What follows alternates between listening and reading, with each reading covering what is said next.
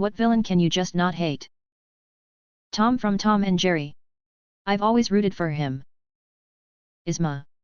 For one, she's just so crazy that it's hard to be afraid of her and you end up just liking her. She and Kronk have such great chemistry too. Hank Scorpio. GLaDOS. She is just so crazy and hilarious you forget she enjoys gassing innocents. Lego Joker. Sandman. The Monarch from Venture Brothers, Cartoon Network. Dude is hilarious. Robbie Rotten. The Ice King. It's just a tragic backstory. He's just lonely and desperate for friends. Mr. Freeze. Isma and Kronk. Shago from Kim Possible. Edit, thanks for the awards. Jesse and James. Pokemon would not be the same without them. Davy Jones. James from Team Rocket. What is a TV show that everyone loves but you don't? And why?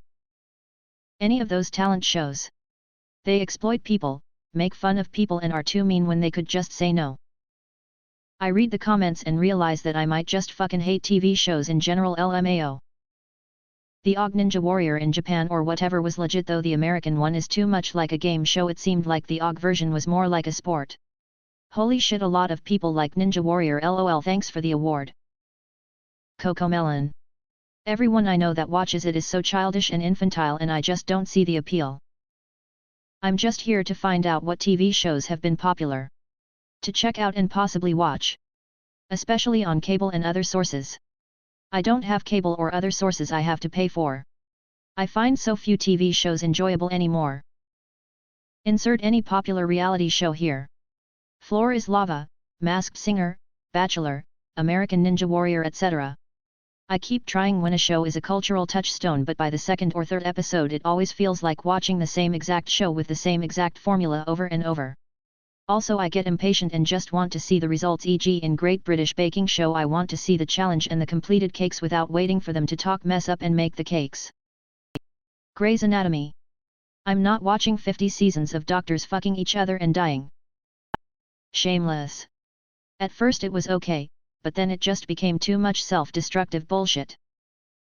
The Bachelor / The Bachelorette, Keeping Up with the Kardashians and a slew of other reality shows. Riverdale. It's just cringy. Two Broke Girls. The worst writing I have ever seen, stupid joke, obvious setup for another joke, repeat. I just could not get into Tiger King, it was just such a weird show. Anything that involves American teenagers. I just can't handle it. Everything is so overdramatic and cringy. Riverdale, Scream, 13 Reasons Why, Youthopia, etc. Edit, just to be clear, I'm talking about the series called Scream. It's practically an adaptation of the movies. I enjoyed the first couple movies. The series is terrible. Edit 2, the best and most relatable teenage show has got to be The Inbetweeners. British version. Perfectly captures the UK school experience. The humor is spot on for how most British teenagers are and how they behave. Very absurd humor. The American version is literally the worst thing I've ever set my eyes upon. Sex and the City. I really tried getting into it when it was super popular, but it felt vapid and extremely materialistic. I don't get how it was considered such a progressive show. Every character seemed like a one-note trope, the materialism was extremely unrelatable, even back then, spending $500+ on shoes seemed incredibly unrealistic, and Felicity did the confessional thing better emo. Also, the fact that they keep making more things about it and baking on people's nostalgia, movies. The new reboot series, feels weird. The Walking Dead. Too much drama for a zombie series. Plots stretch on too long. Series stretched out way too long. Edit, if you want a good zombie series, watch Kingdom. What job do you think is so overpaid? In college I house-sat often for a little wiener dog in a pretty fancy house. Being in college, I usually napped during any free time, so the dog would sleep on my chest when I lay on the floor to sleep. His mother typically paid me at least $100 for maybe 4 to 6 hours of sitting every time. TV Preachers. I am here for a potential change of career. College administration. Don't come begging me for money for your alumni fund, or, even worse, for feeding and clothing poor and hungry students. Yep, they send me those emails, when I can't pay off my student loans, and the Deputy Vice Provost of Student Media Relations is bringing home hundreds of thousands of dollars a year, and there are dozens of them at every campus. Most instructors earn less than shit, student housing is falling apart, but God forbid some upper-level useless word salad of a title not get paid out the ass. A lot of people are saying influencers but don't realize most of them are broke and it's just a fabricated image. Edit, didn't think this would blow up. Thanks. If you influencers are so rich, DM me to do your video editing. Shameless plug. I was recently a juror in a civil case where someone was trying to get money out of someone else from an accident. In my state you have to have sustained a permanent injury in order to be awarded anything, so both sides hired medical experts to provide testimony about the injury. Edit, I've gotten some comments about this part. This is after the fault case, which is completely different. We were instructed that fault had already been determined and was not in the scope of the case. This was only about the permanent injury part of the case. Nothing criminal or at fault was a factor here. All of the initial medical bills and whatnot had been settled. This was about ongoing permanent damage. As part of the video testimony they asked the doctors various questions like how many times they've done surgeries for injuries like this in order to prove they are experts, where they were trained, etc. etc. All well and fine. Then they asked them how much they are being paid for the testimony. Both doctors said $1,000 an hour with a minimum of 5 hours. Both doctors said they record these kinds of testimonies several times a month. Both doctors said they only practice or do surgeries 50% of their time because they spend the rest making these videos. Of course, the doctors then proceeded to provide completely opposite opinions based on who hired them. These guys get paid hundreds of thousands a year, maybe millions, just to say they agree with whichever side hired them, so as a juror it's up to us to decide who to believe on our own with zero medical training. Hospital administrators.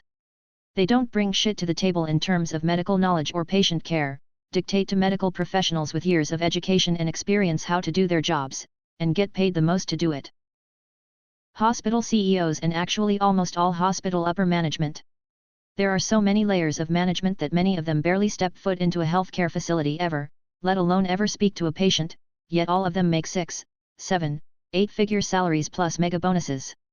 My hospital network CEO makes $11 million salary not including bonuses, which bothers me, but bothers me even more are all the board members and shit directly under him making nearly as much. It's hundreds of millions of wasted money paid to the people trying to screw staff out of good pay and screwing patients into paying big bills. School administration boards. Teachers do the heavy lifting, yet a lot of these bodies routinely deduct their pay for resources for the school. Why is it that these academic politicians make more money than the people teaching our future?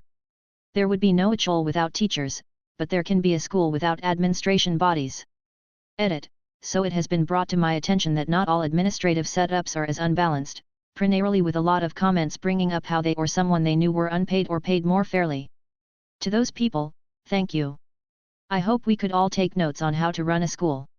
If teachers were treated the same as how your establishments functioned, we wouldn't have such a shortage of teacher in America. My mother's friend, who is a very elderly lady, once paid me $200 to just spend the day with her at her house. I didn't even have to clean or do anything like that. Just sit and keep her company. I felt kinda bad honestly. Haven't seen her in a while and I wonder how she's doing sometimes. Edit, I just wanted to add that I was still in high school at the time and was pressured into by my mother. I regret taking the money, but it did help pay for college. She was very rich, so spending the $200 didn't hurt her, but I still regret it and I never really reached again because life kinda got in the way. Also, she isn't the nicely lady out there either. When I was there we mostly talked about nothing, but she brought up some political stuff that was pretty questionable and similar to a lot of older people's mindset. Still, no one deserves to be isolated like that. But since posting this I've asked my mom about her and she told me that one of her kids and grandkids moved back into town, so I'm sure they visit a lot. I also asked for her number so I could try and visit her myself. Well, see how it goes, smiley face. Edit 2, also question. For everyone saying I was an escort, is that legal if you're a minor? Reddit mods. Oh wait, they don't get paid, they work for free. Most upper management in an office setting. I have had jobs where I have multiple bosses and only one really understands what the people that work for them actually do. Realtors. South Park episode summed up how easy the job can be.